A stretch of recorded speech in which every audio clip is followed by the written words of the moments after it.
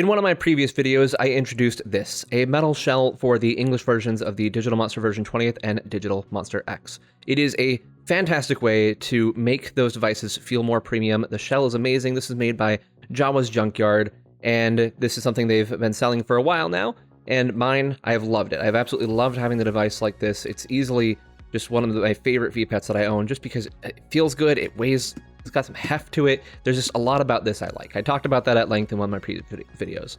I like it so much that I did buy a second one. I went on and decided I want to purchase a purple one to complement this. So this was an X version C, this was an X version D, so I wanted to have the two as a pair in metal. And definitely glad I did. It's just, they're excellent. These are super quality shells, super amazing. And one of the questions I was getting a lot of when that video went out originally was, are they going to be doing this for the Digital Monster Color as well? Because that was the new hotness at the moment. It was going to be coming out soon, and people were interested in that. And sure enough, they have indeed released a shell for the Digital Monster Color, and I've got a device right here, my version 5, that I'm going to be transplanting into that new metal shell. So once again, just like with this one, Jawa's Junkyard was super nice, sent me a shell to try out, to check it out, give them feedback on, show off to all of you. So I'm going to be using that. Thank you so much, Jawa's Junkyard, for doing that. Love your shells. If you guys are interested in getting one of these yourselves, jawasjunkyard.com. You can head there. Nice thing too is that I know some people, this was a little bit out of their price range. The new version for the Digital Monster Color, however, is cheaper than the one for the Digital Monster version 20th and Digital Monster X. They were able to get a cheaper price and be able to sell that at a lower cost to you. So if you were holding off because of that, you might be able to do it for the Digital Monster Color instead. So the box, I've got it right here. Sent this to me just a little bit ago here. I'm going to go ahead and open it up. And within, we got this little screen thing that I'm going to put off to the side right there to keep it safe. And we have what they are referring to, and this is appropriate, Jawa's Junkyard. Obviously, Star Wars fans. You'll know that immediately when you go to their website.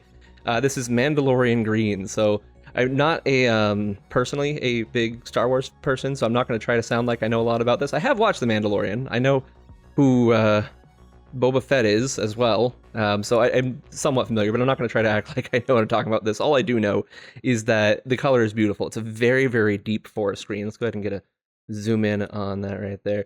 And yeah, it's just a very, very good choice. I think this was actually recommended by Omega. You might know him on the Digitama Hatchery server. He's one of the mods there. And yeah, just came out absolutely beautiful. And you may be thinking, well, of course, you chose the green one because you wanted to use the V5. Well, not entirely, because the V5 wouldn't normally be my first pick for doing a mod with. It's I like it just fine, but I like the V1 and V4 more, so you may be thinking then, well, why aren't you doing that one? Well, I chose this color because it was unique. I like it. I don't have any other V-Pet like this, out in this color. I've got other blue pets, I've got other purple pets. I still wanted to have at least one of each of those, but I don't have this deep green color for any of my V-Pets. Most of the V-Pets that are green are a much brighter green, like this one right here. And also, I do plan on modding the board that I'm going to be putting this at some point to put on some custom rosters and stuff whenever I work up the gumption to actually do that. So I want my custom roster to be on my custom shell. I want it to be just a fully custom device, and that's what we're working on today, one step of that. So I'm going to be going through that process here, so you can follow along if you're trying to do this yourself. This will be my first time opening up the Digital Monster Color. I have opened up plenty of other Digital Monster devices before, so I'm not too worried about what I will encounter. I have taken some feedback from some other people that have already done this and shell swapped with the Digital Monster Color.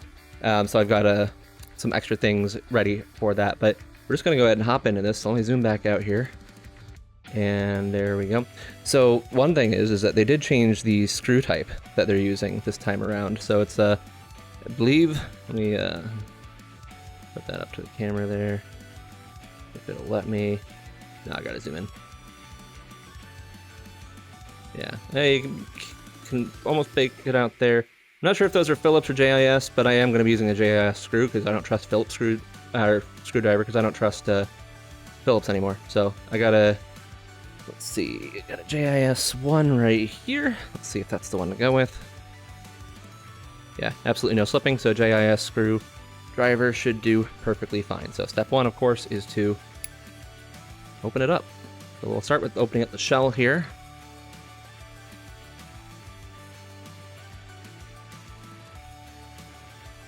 Okay, screws are out, lift that up. No big surprises inside. It is, as you can imagine, the inside of a Digimon virtual pet. So, I believe these frames are actually swappable now. If I'm lying about that, I'll put it on the video, but I think that's the case. As you can see, there's a little screw right there, that one's still a hex screw. It looks like that you should be able to swap out there. I'm not sure how they're selling the frames or not, so if I find that out too, I'll put that on the video as well. But either way, I like the silver frame on it, so I'm definitely keeping that even if it is swappable. So in our bag, we have a couple of extra screws. We've got this, the top piece for doing connections with, so we're going to put that to the side for right now. We're actually going to put all this aside because now that we've got that open, next step is going to be, of course, to open up the actual digital monster color, which right now has a fridge in it. This is going to be Mugendramon in here. I'll let him say hi to everybody before he undergoes his surgery. That's not the right button. There we go. There we go, there's Mugendramon. Hello, Mugendramon. I hope you're sleepy. I don't know what time this is set to at the moment.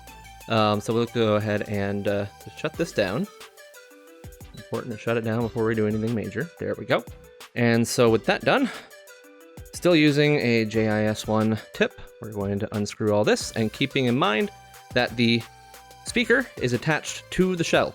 That's not like it is on the English versions of the 20th and the X, where the speaker is part of the board. Makes it a lot easier to swap those.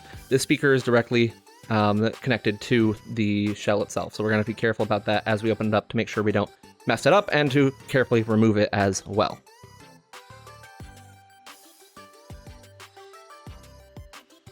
Okay, I should be able to lift that out now. Go ahead and give that a shot. Yep, careful of the screws because I've not fully removed them just yet. We can see right there, there's our speaker wire. That's what we want to be really careful of, to make sure that that doesn't get cut or torn in any way. So we're just going to turn this around a little bit, take out those remaining screws. There we go. Put those to the side over here. Also, came out real nice. We have our port cover. Came out there. I don't believe this has a metal port cover on the new one, so we'll be using the existing port cover. I don't know if a metal port cover is even something that's feasible to do. If it is, cool. Maybe we'll see that later, but I feel like that kind of has to be rubber for the very nature of covering a port. So, like I say, very carefully open this up so as not to disturb that speaker. We'll remove the chain. We are going to be replacing this chain altogether with a new one, so I'm just going to put this to the side. Speaking of which, where did I put that chain? It's somewhere. I'll find it at some point while I'm doing this. Yeah, I see it. Okay. So next step is going to be removing the... oh, really? There are only 2 board screws on this. Like I said, this is my first time opening up a color, so I haven't seen a lot of this stuff before, but yeah, we got a board screw there and a board screw there, as opposed to the normal 4 that I see on other pets. So we'll just go ahead and take both of those out. Keep them in a safe spot. I do believe that bag contained new board screws to use, so we'll be making sure to use those if that is indeed the case. Those are longer than I expected. Goodness. Okay, that is out. So that should mean now we can bring this back together a little bit. Bring it around to the front and carefully push out. And there we go. There's the front of the device. Gone and gone. If you are squeamish, don't do this. This is an expensive thing to work with. And I am somewhat familiar with doing this, but not entirely either. So this is just, yeah. Take out the buttons. Not a bad experience. It's just, yeah, if you're really, really worried about breaking something of this value, then maybe find a friend that can help you do it. All right, so there's, oh, that's like the screen that he sent over earlier. So we'll take this and... Oh, we'll jimmy that out in a minute. Let me just safely put this screen somewhere. And then... That's not going to come off? No, that's not going to come off. See, I could have done some research before this, but where's the fun in that, right? Okay, so now we need to get the speaker out of here. And looking at this... What are those little things on the edge? Those nubs there. I'm not sure. I've only gotten the speaker out of one other device, and that was the... Pendulum version 20th, and because that's the only one I really ever did shell swaps with, but this shouldn't be too bad. So let me think. I'm looking at this correct, and I'll probably need to move the mic out of my way here real quick. I'll go ahead and fast forward this part. Okay, apparently I forgot to hit record a moment ago, so kind of breezed over a few things here. Sorry about that, but I will go over what I've done. So first and foremost, the speaker. Getting that out was difficult as heck. So ultimately what I had to do, as you can see here, is I had to make some little bit of cut into the green frame here of the plastic in order to get it out. Now, I had to do that. Maybe not everyone would have to do that, but I used just a normal little freaking pocket knife right here. No big deal. And I was able to get it out like that. So once it's a very, very thin little thing. So once part of it comes out, the rest of it just kind of pops right out. But it's in there with some kind of adhesive or something. I don't know. Either way, so it took a little bit of effort to get that out. Eventually, I was able to get it. So for putting it into the new shell, you'll see I've got a few globs of hot glue on here. That was a very just quick and dirty job to get some stuff on there to keep it in place. Otherwise, it would kind of be rattling around and stuff. So it does seem like some kind of adhesive would be good. I'm not sure if hot glue is the best adhesive or not, but it's what I used. I wouldn't not recommend it as well. And while I'm not going to disconnect the board from the back here for the purposes of this demonstration, I'm sorry. You saw me take it out, so you should be able to figure out the steps to get it back in. One thing I made sure of, right, is that the screen is two pieces. There's the actual screen and there's a screen cover. Make sure to swab the inside of the screen before you put it back on, so that and I just use this little swab here with some screen cleaner, get it all nice and cleaned up, just because you don't want to accidentally have anything stuck in there that you have to unscrew the whole device to get out, which that would be awful. So, and also make sure to put your buttons back in. So buttons are back in. I've got it mounted onto the board itself. I got the little connection guard back on there. 2 board screws. They came from Jawas. They are not the same ones that were in the device before. Here's the screws that were in the device. They're rather small. And right there. There you go. They're rather small. They don't go back in. They are staying out forever. Use the ones that Jawas sends you, like here. And just make sure when you're tightening it up, tighten very slowly. Once you start feeling any kind of pressure, start tightening the other one. Once that gives pressure, just kind of make sure everything looks like it's in a good place and then finish tightening them. But don't over tighten. Just be very careful about that. All right, so that all being said, again, sorry I forgot to hit record after I got the speaker out. My mistake. You didn't miss much, I promise. So once we have that done, then we've got the last few pieces to put together. So I've got an English style keychain with the round end here that we're going to be using on this, just because of the nostalgia purposes. This is also from Jawas. They were nice enough to send me that. We have the original cover for the USB. Again, not metal. It's the original one. So we're just going to kind of leave that right there as we put the rest of the piece on here. And we're going to take this. Now that everything's together, mine the wire. And it should just kind of go together really nicely there. You see the connection guards up top of there. So that's all well and good. So we're just going to put some the same screws that were used. Get out of here. Who do you think you are rolling around on my video? The same screws that were used to keep the device together during shipping, or to keep the shell together while shipping, is what we'll use to tighten up here. So we're just going to go just a little, not entirely, just until we start feeling some kind of give. There we go. We want to make sure we test this completely before we fully declare it good to go. Okay, now I haven't tightened it fully yet. And as you can see, that fits in there pretty nice, I'm not going to lie. The cover there. It just plops out when you need it. Yep, sure enough. There we go. We have easy access to the USB. No problem. So now we're going to see if this goes ahead and turn on. Screen's actually not pressure-based this time, since it's a normal LCD screen. Hold it down for a few seconds. There we go. Got nervous for a second because it took a minute, but that's just how it goes. Load. We'll say hello to Mugendramon. How is it? See how it's doing. It's hungry. But yeah, as you can see, the operation was a total success. We have the device fully in its new metal shell. Everything looks good. We'll go ahead and finish tightening here real quick as I finish up talking about this thing. Once again, looks fantastic, feels fantastic. It feels just as every bit as good as the previous shells I had. And yeah, love the color on it. It's very unique as far as my virtual pets go. Here it is compared to the blue one as well, which I don't have a battery in that, so nothing to see there. There you go. Let's Gendramon, you're looking a little out of focus. There we go. And yeah, looks freaking great. Feels great. Pretty much the same weight as the previous one. It's the only thing that's kind of a bummer is just that this does stick out Obviously, it doesn't look like everything else does, but again, that's probably a necessity and not really anything you can do. Like, it's not like we're using metal buttons either. We're using rubber buttons as well. So that's just kind of how it goes. I'm not sure if anyone has the capabilities of making a replacement one of these, but if I can find something closer to that color, that would be cool.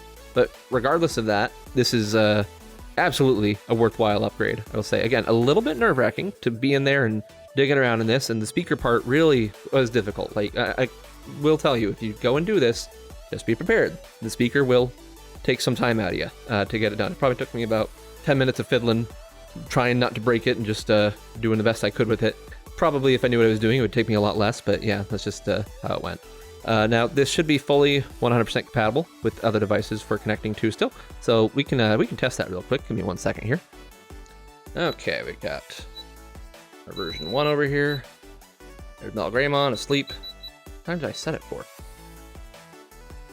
That's not the clock button. That's not the clock button. I know how to change a clock. Oh yeah, 7 a.m. That's what it does on the DM20 and the DMX, but not on this. All right, so let's give you just a quick snack here. We'll just demonstrate the connection ability. Also, just in case you're worried, this is still nice and loud. Not as loud as this, I will say, but certainly loud enough. Sounds good too. I don't have any issues with how it sounds there. So let's go ahead and go to battle. And yeah, we want to do connection. And we'll just go ahead and put them together. And there you go. Works fine. No issues whatsoever with the connection. So yeah, if you're interested in having a metal pet, or if you have the other versions of the metal pet, definitely something to check out. Definitely worth going to. It's jawasjunkyard.com. Once again, they were nice enough to send me this. This might be another case where I buy another one, because this is yeah, Mugendramon one. Who would have guessed? This is just absolutely perfect. And what a Digimon to have on there. I actually didn't plan on this. I have Mugendramon for other reasons right now, but he's a good one to show off the metal casing on this. So thank you, Mugendramon, for representing Metal Empire and being here for this video. So yeah, definitely really, really cool. Again, go check out Jawa's Junkyard. I know a lot of people were leaving questions about stuff on here on the last video, and I'm going to tell you right now, I'm not the best person to answer all those questions. If you have questions about the product itself, go to Jawa's Junkyard. You should be able to contact them right there on the website, and they can answer any questions you might have about the product, about ordering it, about all that good stuff. As far as I know, they ship everywhere. They're based out of Australia, and I'm in America, so I got one. No problem there. But yeah, absolutely cool. Looking forward to see more people get theirs in the coming months here. They have several other colors, including the blue and purple, like I have for this. And yeah, just really, really cool. Highly recommend. If any of you have yours, make sure to show them off at the Digitama Hatchery Discord server. Let's see your setup, what version you're using. Like I say, this is going to be switched over to be a custom roster at some point in the future. So I'll be taking it apart again when that comes up and doing that. Not going to make a video about that, by the way. Sorry. Not something I can do right now. But whenever I do make a custom roster, I'll at least show off the custom roster. But that could be months away for all I know. Again, it's a lot of work, and I'm not ready to do that work just yet. So either way, very cool thing to see. And yeah, I think that's it. I've got nothing else really to say about this. So everyone, thank you for watching. Thank you for seeing this. Hopefully this is helpful for those of you that are using this as a guide to mod yours. And yeah, that's going to do it for now. So until next time, bye.